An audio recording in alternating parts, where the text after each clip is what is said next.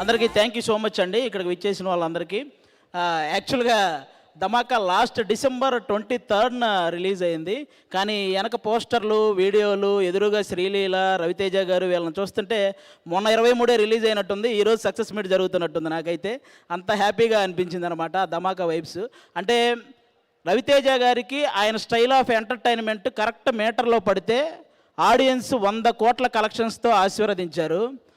అలా అని ప్రతిసారి ఎంటర్టైన్మెంట్ మూవీసే చేయడం కూడా బాగోదు. అందుకే రవితేజ గారు ఆయన కొత్తగా ప్రూవ్ చేసుకోవడానికి ఎప్పటికప్పుడు డిఫరెంట్ స్టోరీస్ సెలెక్ట్ చేసుకుంటూ ఉంటారనమాట. కొంతమంది అన్న ప్రయోగాలు వద్దన్నా మాకు ఎంటర్టైన్మెంట్ మూవీస్ కావాలన్నా అని రాస్తుంటారు.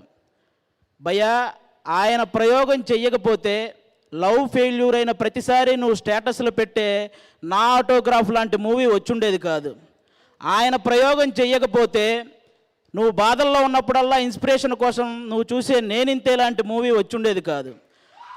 అసలు కొత్త వాళ్ళతో ఎందుకు లేని ఆయన ప్రయోగం చెయ్యకపోతే హరీష్ శంకర్ గారు, బాబీ గారు, మల్లేని గోపీచంద్ గారు ఇలాంటి డైనమిక్ డైరెక్టర్లు వచ్చుండేవాళ్ళు కాదు. అసలు ఆయనే ప్రయోగం చేయకపోతే ఈ ఇండస్ట్రీలో చాలామంది అసిస్టెంట్ డైరెక్టర్లుగానే ఉండిపోయేవాళ్ళు, చాలామంది అసిస్టెంట్ కెమెరామ్యాన్లుగానే ఉండిపోయేవాళ్ళు, చాలామంది అసిస్టెంట్ మ్యూజిక్ డైరెక్టర్లుగానే ఉండిపోయేవాళ్ళు. ఆయన ప్రయోగం చేశాడు కాబట్టే వాళ్ళు ఏదో ఒకటి సాధించారు, వాళ్ళ టాలెంట్ని ఇండస్ట్రీకి చూపించారు. అలా రవితేజ గారి ప్రయోగం ఉపయోగంగా మారిందే తప్ప ఏ రోజు ఎవ్వరికీ ఏ నష్టం కలిగించలేదు. థ్యాంక్ యూ అన్న. మీరు ఆయనకి అంటే రవితేజ గారు అంటే ఒక తరాన్ని ఎంటర్టైన్ చేసిన వ్యక్తి మాత్రమే కాదు, ఒక తరాన్ని ఇన్స్పైర్ చేసిన వ్యక్తి. ఆయనకి కృష్ణానగర్ కష్టాలు తెలుసు, జూబ్లీ హిల్స్ రిచ్ లైఫ్ తెలుసు, కిందన్న వాళ్ళని పైకి లాగడం తెలుసు, అలా అని పైకి వచ్చిన వాడు ఎవడైనా పొగరుగా ఉంటే ఆ పొగరు దించడం తెలుసు.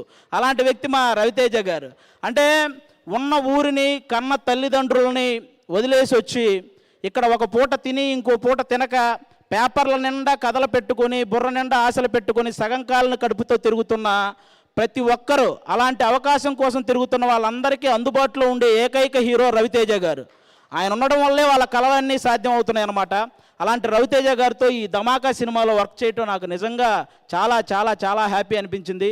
ఈ ధమాకాలో నాకు అంటే సినిమా అయిపోయిన తర్వాత నేను కూడా గుర్తుండిపోయానంటే అలాంటి క్యారెక్టర్ నాకు రాసిన ప్రసన్న కుమార్ బెజవాడ అన్నకి థ్యాంక్ యూ.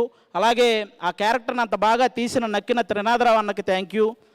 దాన్ని ఎంకరేజ్ చేసిన రవితేజ అన్నకి, అలాగే ఇదంతా కుదిరి ఈరోజు దాన్ని 1 year సెలబ్రేషన్ చేసుకుంటున్నామంటే దానికి కారణమైన పీపుల్ మీడియా ఫ్యాక్టరీ వాళ్ళకి కూడా థ్యాంక్ యూ సో మచ్. అదంతా జరిగింది అంటే కారణం పీపుల్ మీడియా ఫ్యాక్టరీనే. ఇంత పెద్ద సక్సెస్ జరిగిందంటే థ్యాంక్ యూ సో మచ్. అలాగే లాస్ట్ డిసెంబర్ 23 కదా ధమాకా రిలీజ్ అయింది. అంటే జనరల్గా రవితేజ అన్న నుంచి మీరు కోరుకునేది అంటే ఇప్పుడు నాకు మా హీరో కామెడీ కావాలి అని కన్ఫర్మేషన్ ఉన్న సినిమా కావాలంటే మీరు డిసెంబర్ 30th ఒకసారి వెంకీ సినిమా రిలీజ్ అవుతుంది, అది చూడండి. ఇప్పుడు మా హీరో ఏం చేస్తాడు అనే ఇన్ఫర్మేషన్ కావాలంటే John 13th eagle cinema release అవుతుంది, అది చూడండి. ప్రతి షాట్ ఒక థ్రిల్ ఉంటుంది. అలా ఉంది ట్రైలర్ ఈగల్ సినిమా. మన కార్తీక్ ఘట్టమనేని అన్నకి కంగ్రాట్స్ అన్న, ముందుగా ట్రైలర్ ఎంత పెద్ద సక్సెస్ అయినందుకు. లాస్ట్ డిసెంబర్ 23 నుంచి ఈ 1 year సెలబ్రేషన్స్ వరకు ఈ మధ్య ఈ 1 yearలో మనం చాలా చాలా చాలా గొప్ప విషయాలు జరిగాయి మన ఇండస్ట్రీలో కానీ అలాగే మన దేశం తరపున కానీ ఎన్నో గొప్ప విషయాలు జరిగాయి. వాళ్ళందరికీ మా ధమాకా టీం తరపు నుంచి అలాగే ఈగల్ టీం తరపు నుంచి వాళ్ళందరికీ ఇది ఇయర్ ఎండింగ్ కాబట్టి వాళ్ళందరికీ ఒకసారి మనం హ్యాపీ న్యూ ఇయర్ చెప్పాలని నేను మనస్ఫూర్తిగా కోరుకుంటున్నాను. అలా ఇన్స్పైర్ చేసిన వాళ్ళు ఎంతోమంది ఉన్నారు. అందులో ముఖ్యంగా మనకి ఆస్కార్ అవార్డు అనేది మన చెవులతో వినడం తప్ప చేతులతో పట్టుకోవడం జరుగుద్దా అనుకున్న వాళ్ళకి మనందరికీ ఆస్కార్ అవార్డును పరిచయం చేసిన చంద్రబోస్ గారికి, కీరవాణి గారికి వాళ్ళిద్దరికీ కూడా హ్యాపీ న్యూ ఇయర్ చెప్పుకుంటున్నాను. అలాగే ఆ పాట అంత రీచ్ అవ్వడానికి ఎవరైతే రీజన్ అయ్యారో ఎన్టీఆర్ గారు, రామ్ చరణ్ గారు, వాళ్ళిద్దరికీ హ్యాపీ న్యూ ఇయర్. ఆ పాట థాట్ని ఆ సినిమాలో పెట్టిన రాజమౌళి గారికి very very very happy new year మా టీం అందరి తరపున. అలాగే నేషనల్ అవార్డు అనేది ఎక్కడో హాలీవుడ్ హీరోలకి బాలీవుడ్ హీరోలకి వస్తుంది, మన తెలుగు వాళ్ళకి రాదేమో అనుకున్న టైంలో ఆ విషయంలో తెలుగోడు కూడా తగ్గేదేలే అని ప్రూవ్ చేసుకున్న మన అల్లు అర్జున్ గారు, ఆయనకి కూడా హ్యాపీ న్యూ ఇయర్. అలాగే మన దేశం తరపున మన క్రికెటర్ వరల్డ్ కప్ ఓడిపోతే మనందరం బాధలో ఉన్నాం. అలాగే మనకు వరల్డ్ కప్ ఇవ్వలేకపోయామని మన దేశ క్రికెటర్లు అందరూ బాధలో ఉంటే ఆ టైంలో డ్రెస్సింగ్ రూమ్లోకి వెళ్ళి ప్రతి ఒక్కరిని పలకరించి వాళ్ళకే కాకుండా మన దేశానికి కూడా ధైర్యం చెప్పిన మోడీ గారికి మా 2 టీముల తరపు నుంచి హ్యాపీ న్యూ ఇయర్.